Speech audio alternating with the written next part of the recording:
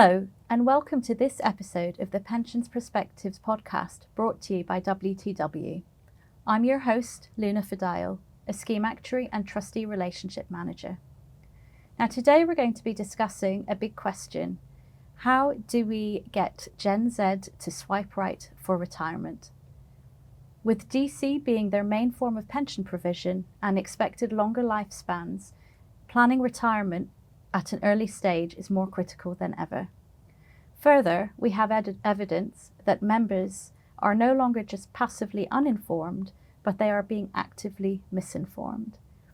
Now, joining me today to discuss this further are Oshin, Sharma and Barney Holt. Welcome. Hi, Luna. How are you both? Very well, thanks. All good. Good. Would you like to say what you do at WTW? Yeah, I can go first. Hi, I'm Oshin Sharma. I am a pensions comm specialist in our member communications team. I've been at WTW for over 3 years now, and prior to this, I was a financial comms PR expert. Okay. I'm Barney Holt. I'm a change management specialist in the employee experience team. I work with a lot of clients on their pension member engagement solutions. And I've been at WTW for just over a couple of years now as well. And for those of us who are only joining us over audio, it's worth pointing out that Barney is himself a member of Generation Z, so can bring through some of his own personal perspectives. Just to start with the basics, Generation Z or Generation Z, as I know most of that generation call themselves, are aged 13 to 28 years old.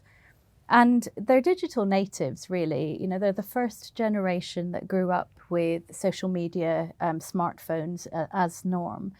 But we see that they aren't really that engaged with their pensions just yet. And I think we've had a little bit of conflicting information around this. You know, I read something that said Generation Z actually start engaging with their pensions from around age 20, which compares to the late 20s for millennials. What's your experience around this? I think the data that we are seeing actually points out that members who are approaching retirement are more engaged with their pensions.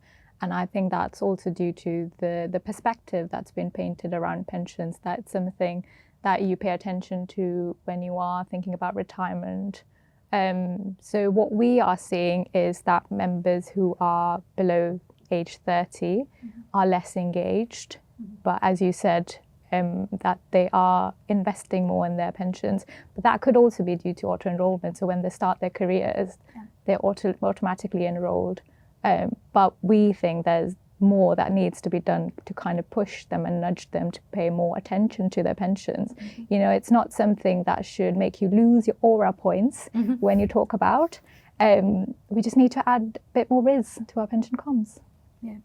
I'm not going to pretend to not know all of those references were, but no, I can completely agree. I think it's important to get that message out into that generation, or into my generation, to really understand the importance of how the pensions should be seen as a necessity for that point in life. And even though they're so far away for a lot of people, there's no doubt that you will get to that age and you will one day require and depend on that as a source of income. So it's what you can do now to actively invest into that future that's really the key. Yes.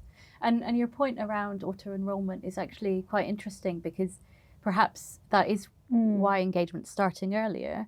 But if it's just the default contribution, which is, you know, around 8%, then is that really enough? Exactly. I think it's accepted that you're looking to contribute about 15% of your salaries for a secure income in retirement. And, you know, that's quite a gap from that 8% minimum. Yeah, and I think just talking from experience, having just moved to London a few years ago myself, and paying over £1,000 per month in rent as the start of a new career, it can be quite daunting to even think of putting 15% of your salary away. So I do think there is a lot of sort of thoughts around how is that even possible? And I think making the most of your company contributions and the matching schemes that we have is really an important part that we need to get out there in our message. So how do we get that out there? Well, through our great and wonderful pension engagement solutions. Absolutely. I think it's key for us to kind of understand that the communications that we're putting out to these members actually resonates with them. I was reading somewhere online that Gen Z especially, their attention span is just about 8 seconds. So if you don't capture their attention there, you've lost them. So I think we really need to kind of look at our communications and see, are we getting our message across at the top? And we really need to be quite straightforward and just put everything in layman's terms. There's so much jargon around pensions, and when I started in the industry, it took me time to kind of understand just the basic concepts of how pensions work. But now that I understand it, and I think we are in a lucky position that we understand that, pensions and finance and investments, so now we have that power to kind of make everything simple for the man on the street and Gen Z, to help them, kind of learn the importance of the pension savings. Yeah, I remember having a conversation with someone who said that she didn't get pensions until it was explained to her in the form of how many pairs of shoes she could buy. and I think that really kind of brings home that you just need to find what's applicable to the person, and they will then engage, because once they understand it, they'll realise how important it is, as you were saying.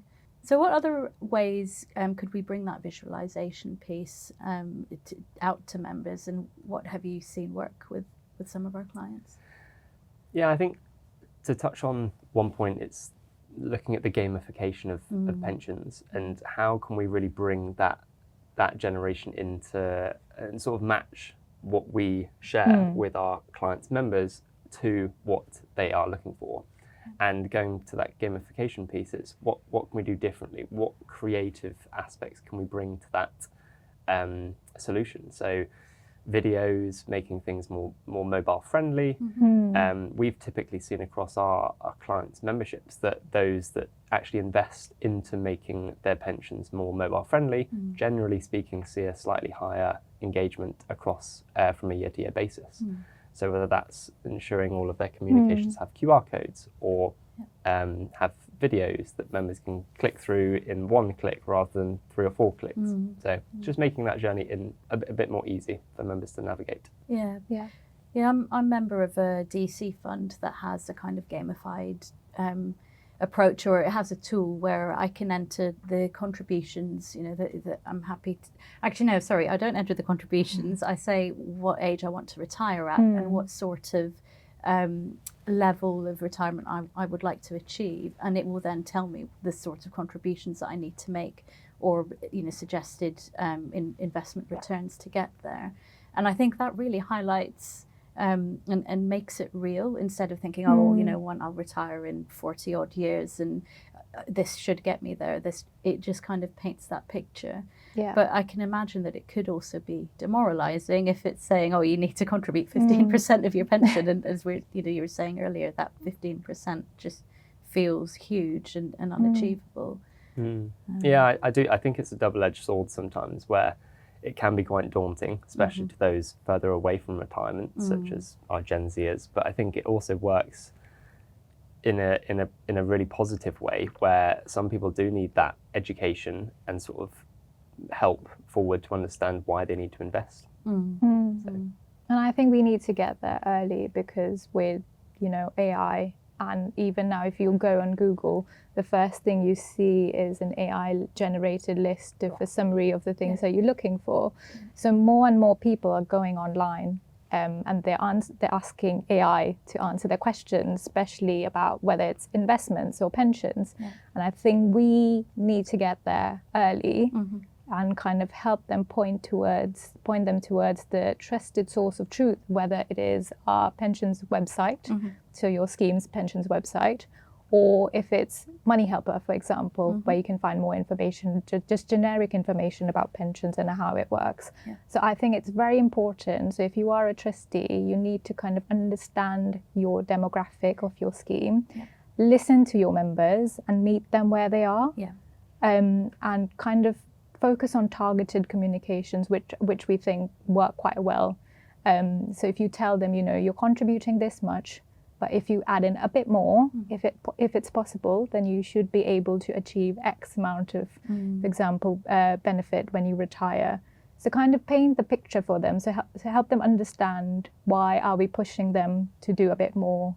I think that's really important. Yeah, and that understanding your demographic piece, 48% of Gen Z actually use technology for financial advice. And there's a new term, or I say new, but it's new to me, a finfluencer. Oh, yes. And a definition, in case any of our listeners, it's new for them too. So they are personalities who use social media platforms to promote financial products and share insights and advice with their followers. Now, many of them are legitimate, and you know that they're having those great conversations that we want people to have, and encouraging people to save for their retirement.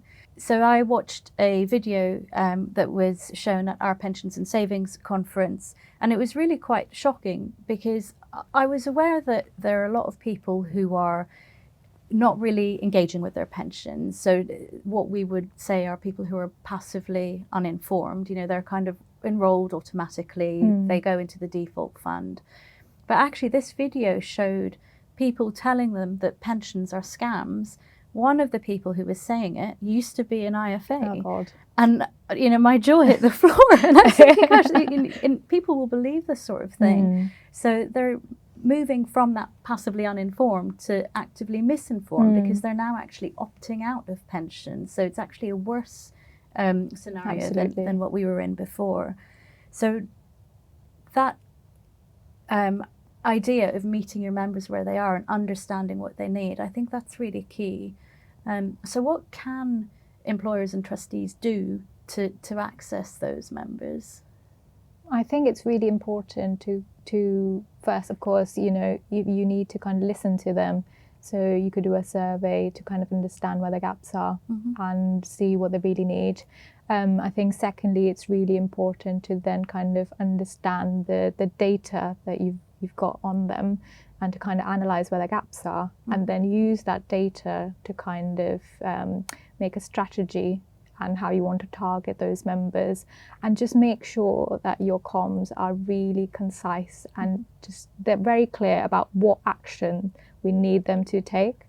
Because we've seen from experience, we've seen if you give them a list of 3 things to do, that's more effective than giving them a long paragraph, an email, which is where it's really hard to find what the key action is. So if you just make it very short, simple, sharp and concise, and just give them a list of 3 things to do, I think that's more effective than writing a long list of paragraphs and paragraphs.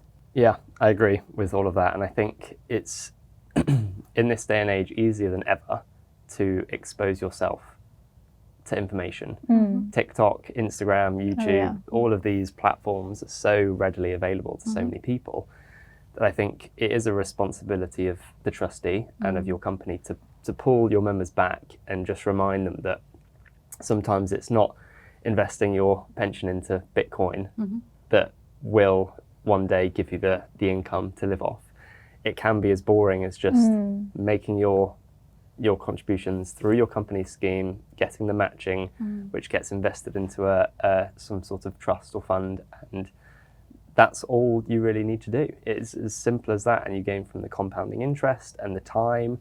And I think just honing in on that message and making sure that your members remember that, and that they're not overly digesting and bringing in information from sources that may try to actually be selling you something instead of actually trying to educate you. Yeah, you just reminded me, a colleague had typed into her favourite AI tool, should I invest in cryptocurrency instead of a pension?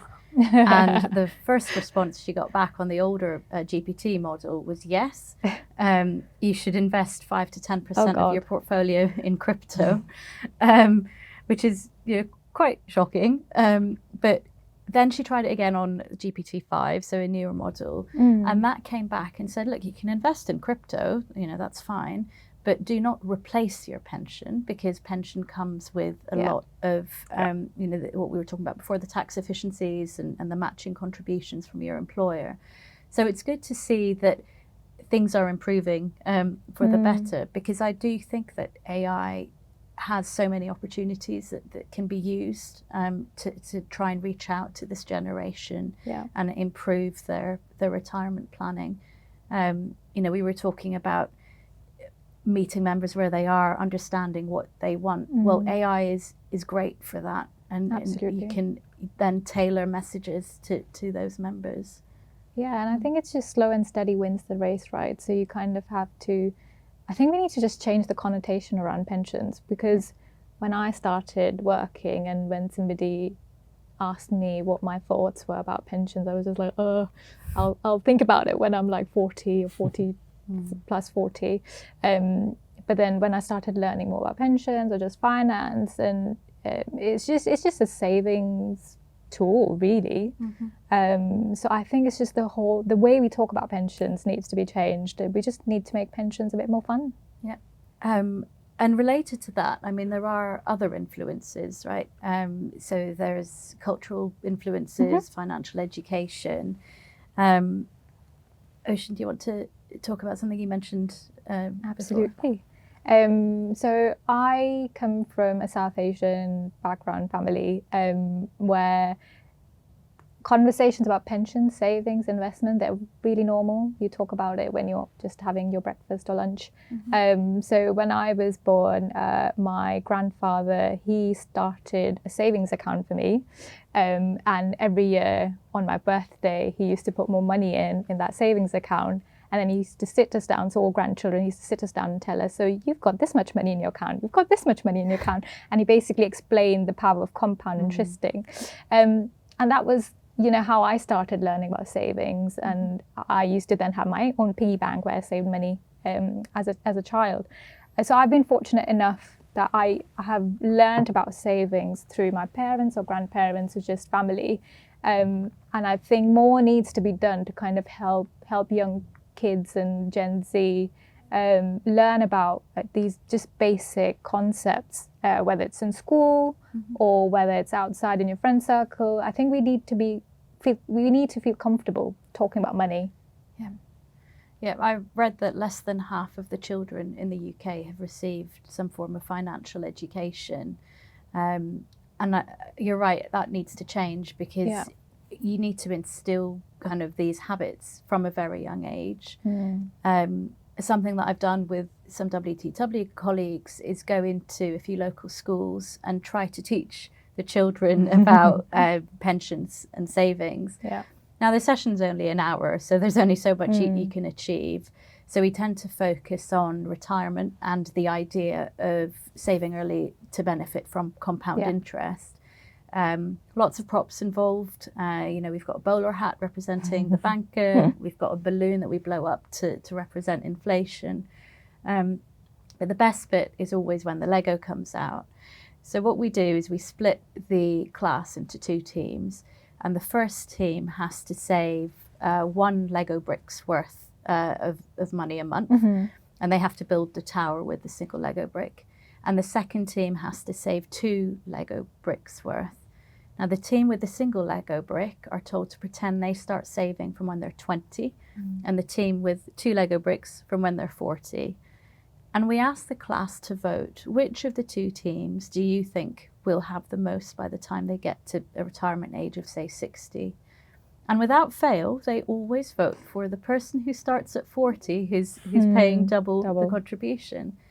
But then I come out with, my bowler hat and these stacks of bricks representing compound interest.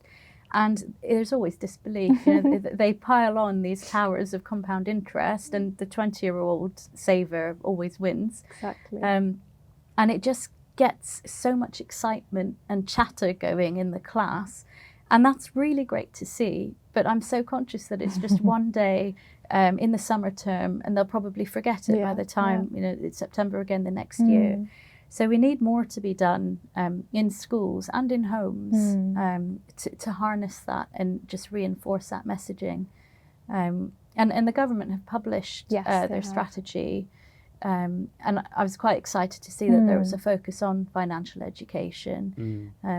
But again, it reinforces that fact that we need to get to people a bit earlier. Yeah, and as I said, we need to add a bit more riz to pensions. Right, I'll stop putting in my Gen Z slangs in. So, is there anything that you would like to change in the pensions industry to make it easier for younger people to engage? I think in a lot of the work that we do day to day, we can frame how we word certain communications around pensions. And a key theme that we're seeing amongst a lot of our clients and from our sort of general advice is to move away from, it's kind of touching on your quote, from passively thinking about your pension as a saving mechanism to proactively or actively investing into your future. So whether that's into the stock market or whether that's matching your contributions or sort of gaining from that compound interest, it is an investment into your future self. And whenever you take out those retirement benefits, you're going to depend on those as an income source. So I think moving away from thinking of it as a separate amount of money that you'll one day have access to, and towards something that is part of your wider portfolio. So it's the same as an ISA, although you might not be able to access it at the same time. It should be classed as part of your wider savings portfolio that you will have access to one day. Yeah, I agree with all your points, and building on that, I think we need to kind of change that picture that has been painted for so many years that pensions is something that you just think about when you want to retire. I think it's about starting early, and it's about thinking, every little penny counts. If you save now, you will have a comfortable retirement. And I like to think about pensions as, if, for example, you go to the gym, you don't immediately see like an impact, but you slowly, if you are consistent and if you're having a good diet, later on in life you will see those results. So consider your pensions as something similar to like good health keeping. And if you follow a consistent diet as told by your trustees, and if you listen to our pension comms, then towards the end of it, you will have a healthy portfolio, and that will add up to your retirement goals. I really like that comparison. Actually, it's I think it's perfect. So before we wrap up for today, I'm going to unleash something on you. This is something that we're hoping to do in all of our episodes. I've got a pack of Would You Rather cards here, and I'm going to ask each of you to pick one and read it out. I hope we get an easy one. Oh, gosh.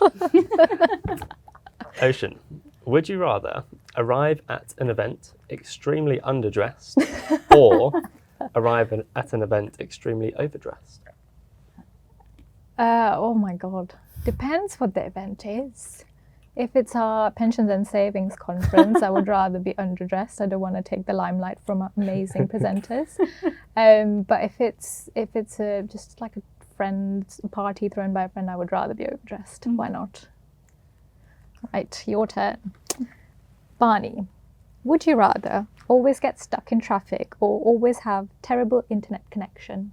Oh, I think this is an easy one. Do you even drive? I do, and I would rather get stuck in traffic very regularly than have bad internet connection, as that would significantly impact my day-to-day work a lot. Yeah.